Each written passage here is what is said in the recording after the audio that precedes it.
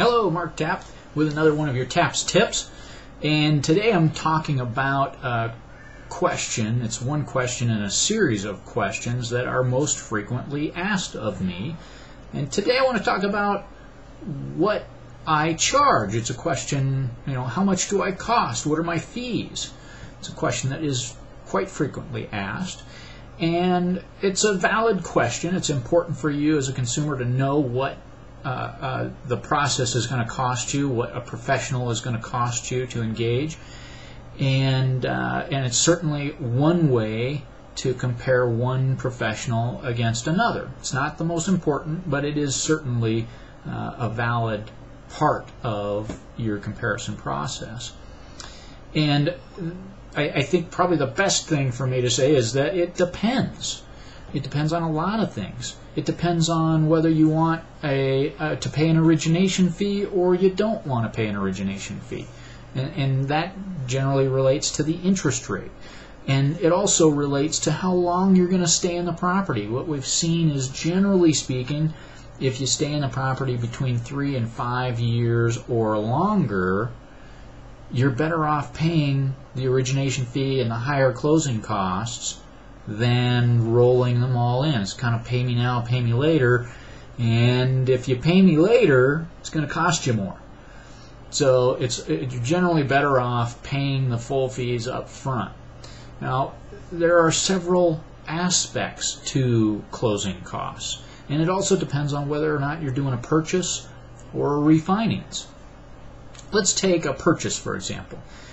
When you're doing a purchase and you come to me and you ask me, what are my fees, what do I cost?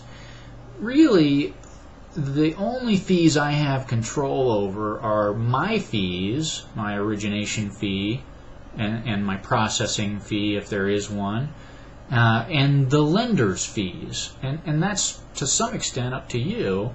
When I come to you with a proposal, I may have one or two lenders that I'm proposing to you.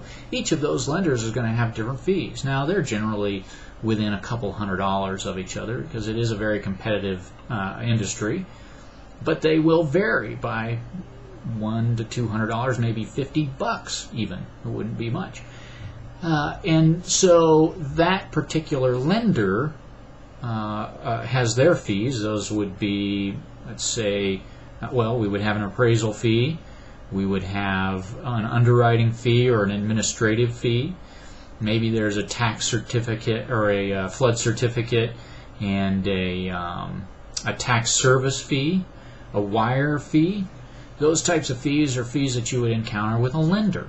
And those fees are generally pretty predictable. As a mortgage broker, I can tell you, I work with 3 to 5 different lenders on a regular basis, and these are what the fees are, what we would expect, and you would see those fees consistent from start to finish in the transaction.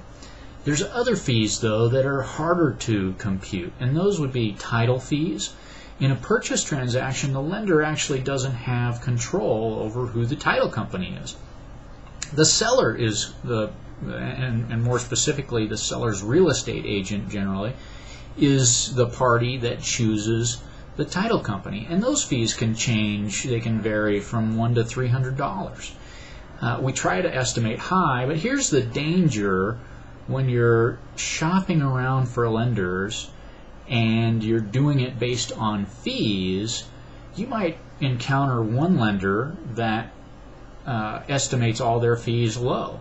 So they estimate their title fees $300 lower than what you actually pay. So you get a big surprise at the end of your transaction versus the lender or broker that estimates their fees on the high side. You don't get a surprise, but who did you choose when you were selecting your lender based on fees? You chose the one with the lower fees, and you ended up with a big surprise at the end. So that's the danger of selecting your lender based on fees, because you may be talking to 2 different types of lenders, one that estimates low and one that estimates high. Other fees that would be involved would be your what we call prepaids, interest, taxes, insurance, in some cases mortgage insurance, and in some cases you might have an HOA fee involved in the transaction. Those fees are kind of tough to estimate as well. We do pretty good on your taxes and insurance and mortgage insurance. The HOA fees are a little bit tougher. They're harder to determine. But we can estimate those pretty well. And then there's county fees, and those are pretty easy to estimate as well. But they'll vary based on your sales price.